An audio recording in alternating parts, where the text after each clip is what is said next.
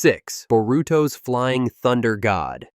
Alright guys, we're diving into what might be the most controversial entry on this list, Boruto Uzumaki's take on the legendary Flying Thunder God technique. Now before anyone starts typing in the comments, yes, this is technically the weakest version we'll cover today, but hear me out because there's more to this story than meets the eye. What makes Boruto's attempt fascinating is how he's essentially trying to reverse engineer his grandfather's masterpiece using completely different power sources. Instead of relying on traditional jutsu formulas, like Minato and Tobirama, Boruto taps into his Otsutsuki bloodline to create what I call a budget teleportation system. The kid's got ambition, I'll give him that. Here's how it actually works in practice. Boruto marks metal objects with his chakra. We're talking shuriken, Sasuke's sword, even specialized metal tags that Koji Kashin's toads carry around. The genius part is using metal because it conducts chakra beautifully. But here's where things get tricky. Unlike his grandfather's permanent markers that could stick to anything forever, Boruto's version only works on metallic surfaces, and the marks aren't permanent. The teleportation itself happens through his Otsutsuki abilities, which gives it this otherworldly feel that's honestly pretty cool to watch. But the limitations become obvious real quick. When Boruto's looking at his target, the technique works smoothly. However, when he needs to teleport to objects outside his line of sight, especially if they're similar in shape, accuracy becomes a nightmare. The kid has to rely on uniquely shaped metal objects to avoid ending up in the wrong place at the wrong time. What really sets this version apart is the preparation factor. Minato could slap a marker on an enemy mid-fight and instantly gain the upper hand. Boruto, he needs to think ahead, scatter his metal objects strategically, and hope his enemies don't figure out his system. It's like comparing a sniper rifle to a slingshot. Both can hit targets, but one requires significantly more skill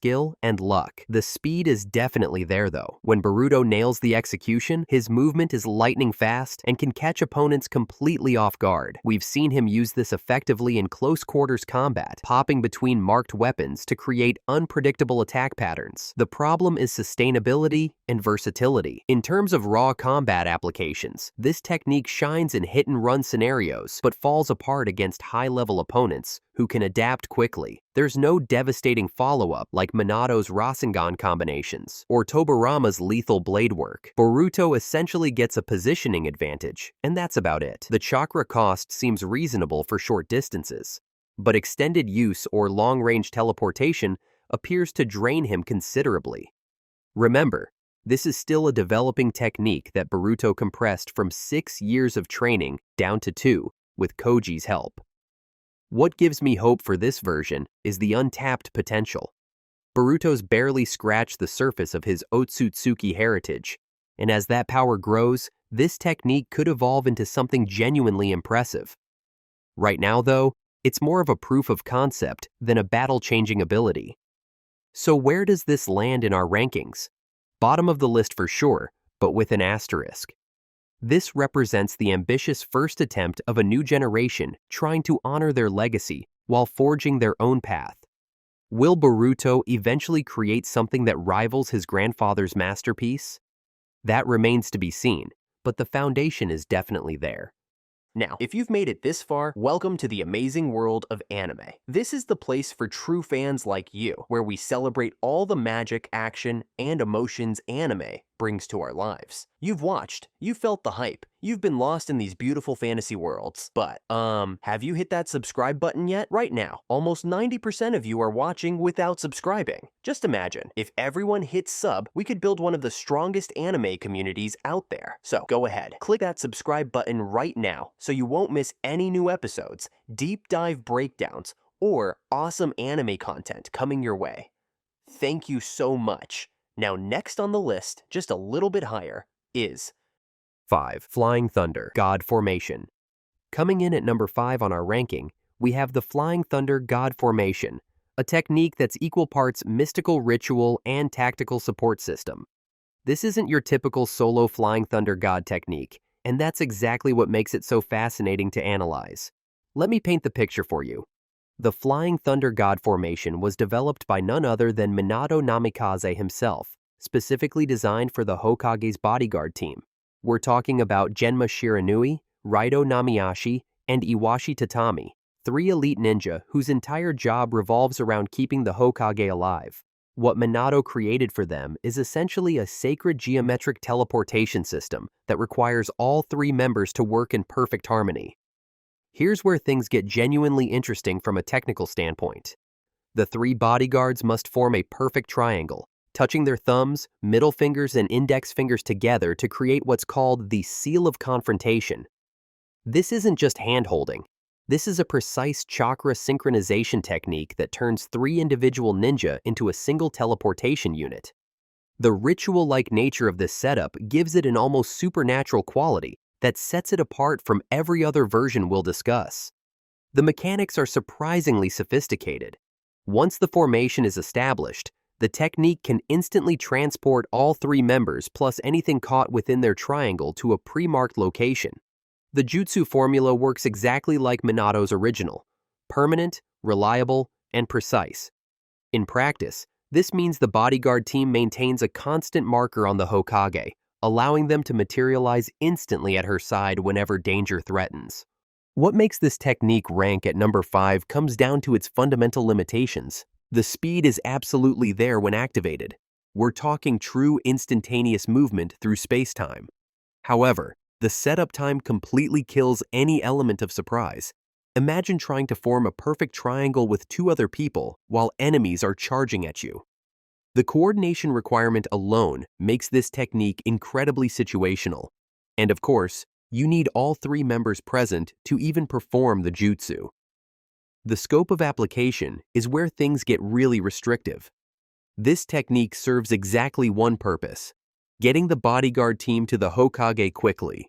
There's no offensive capability, no strategic battlefield control, and no way to use it for pursuit or escape scenarios beyond its primary function. Compare this to Minato's ability to teleport behind an enemy mid-combat, or Tobirama's lethal follow-up slashes, and you start to see why this version feels limited. During the Fourth Great Ninja War, we saw this technique in action when Tsunade's bodyguard team used it to bring Mei Terumi to the battlefield during critical moments. And yeah, seeing all 5 Kage standing side by side was a wow moment, but once they arrive, the technique's job is done. There are no devastating combinations, no surprise attacks, and no game-changing tactical advantages beyond simple positioning. From a chakra efficiency standpoint, the formation actually has some interesting advantages. By splitting the cost between 3 users, none of them face the same energy drain that solo practitioners experience. But what's the point, really, if at the end of the day, it's just a glorified taxi service? What keeps this technique from ranking higher is simple.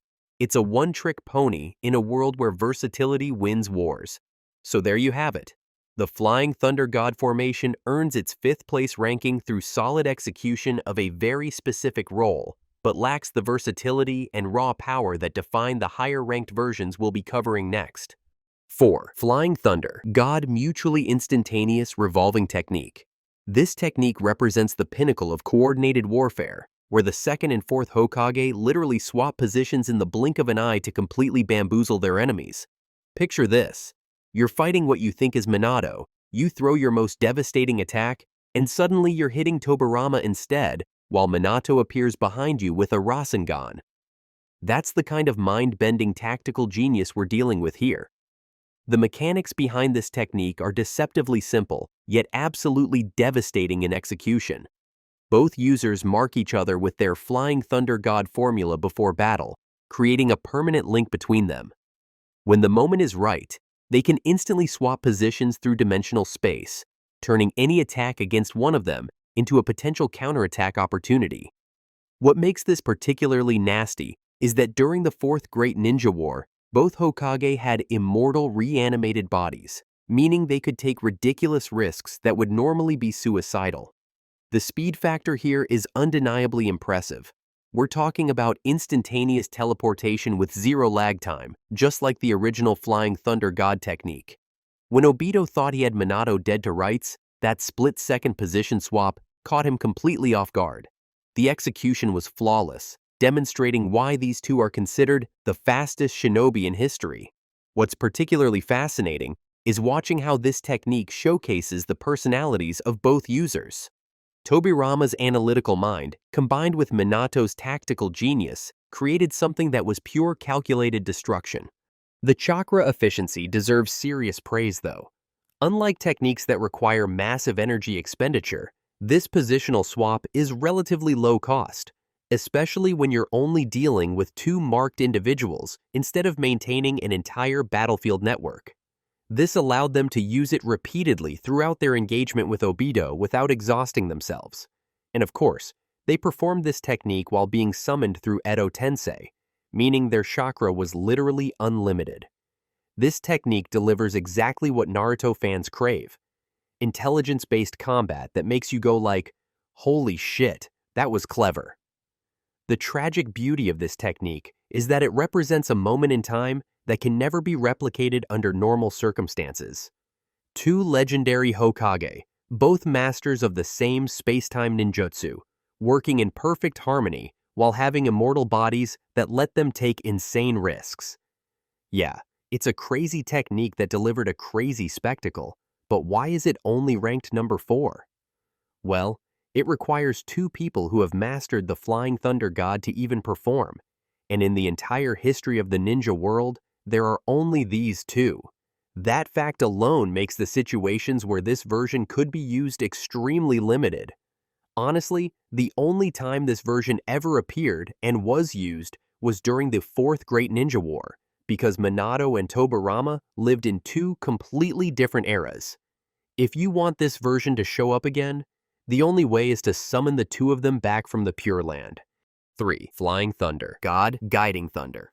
Now, we're diving into the number 3 spot on our Flying Thunder God ranking, and this one's Minato's Guiding Thunder technique. This isn't just another teleportation jutsu, this is defensive mastery at its absolute peak, and I'm about to show you exactly why it earned this prestigious position.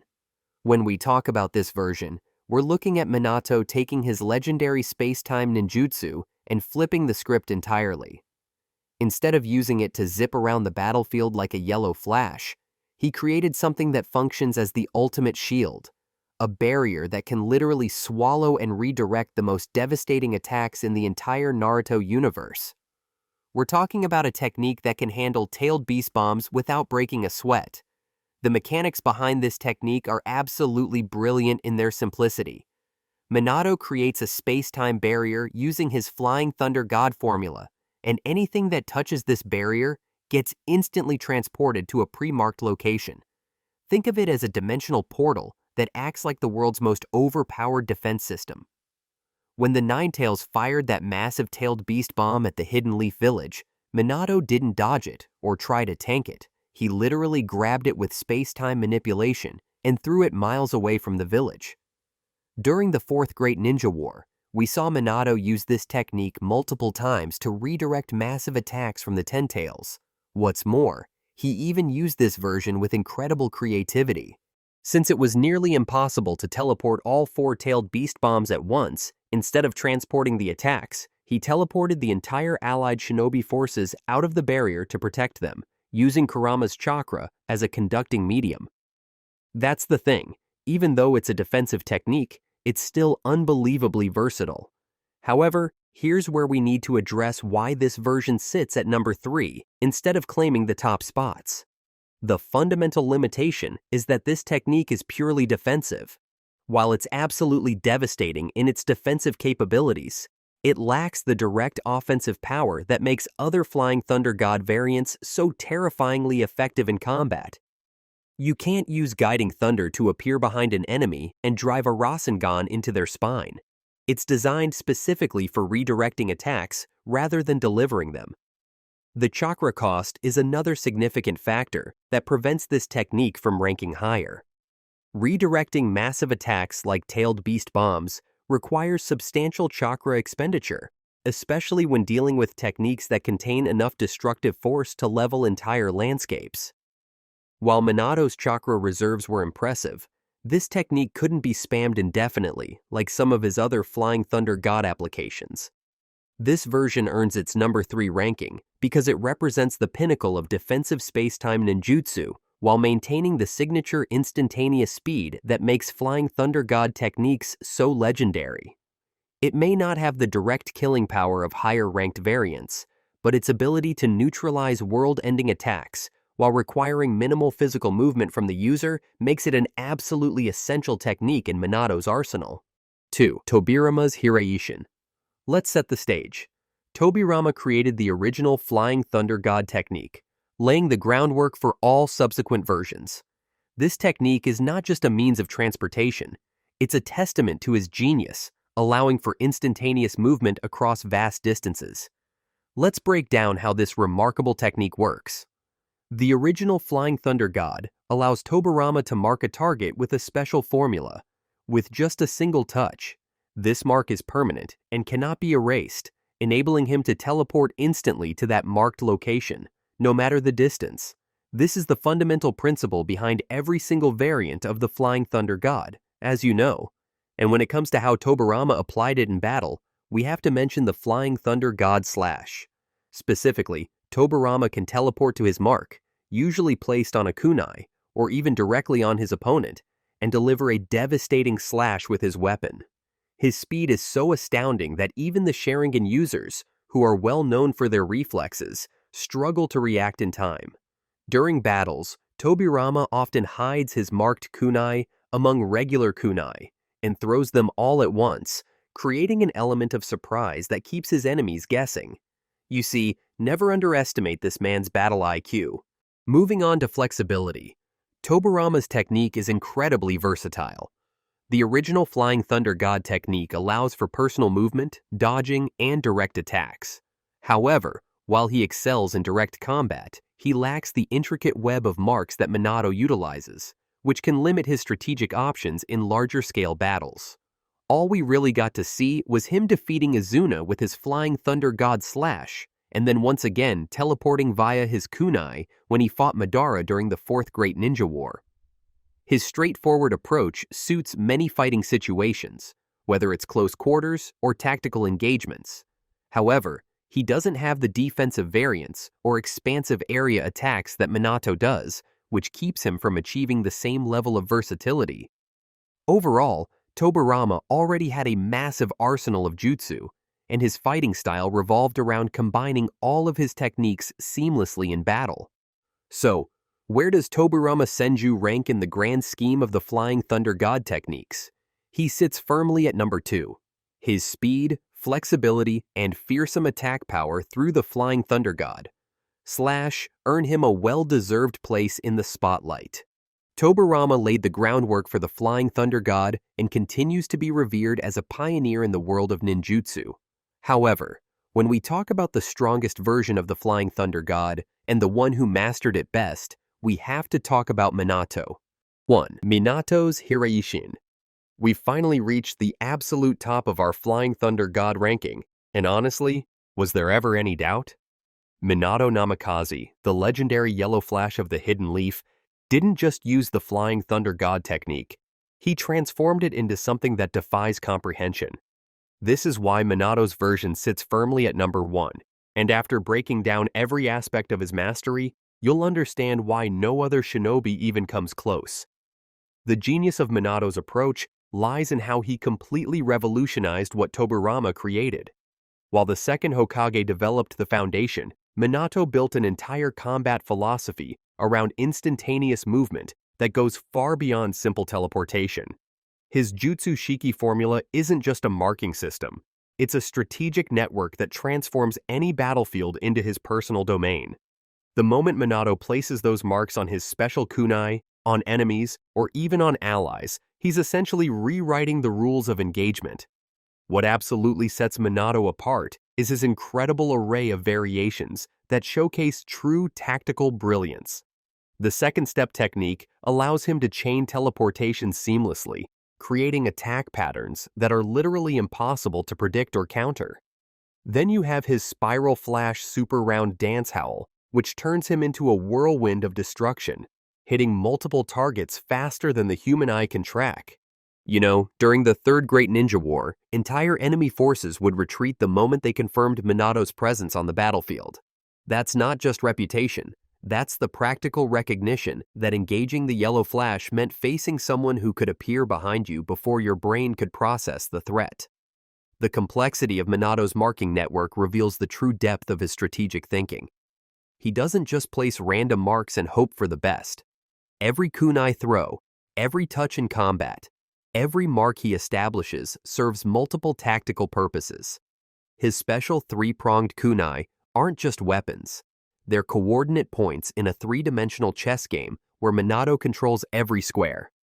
The permanent nature of his marks means that battlefields where Minato once fought become advantageous terrain for him indefinitely.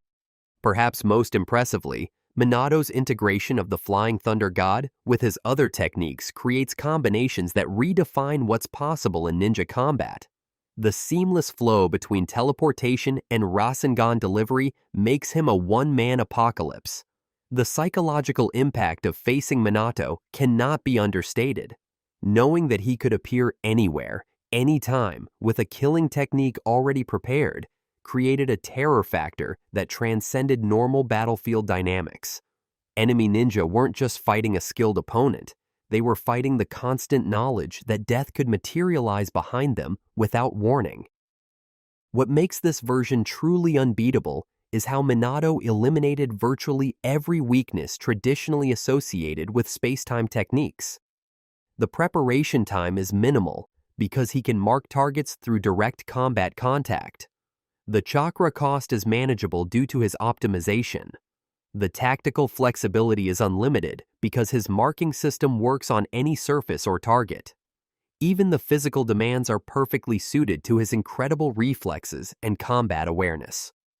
Minato evolved the Flying Thunder God into the ultimate expression of what space-time manipulation could become in the hands of a genius. The Yellow Flash earned his legendary status by transforming a powerful technique into an absolute game-changer that redefined what it means to control a battlefield. Alright, that's it for today. Thanks for watching, and we'll see you next time.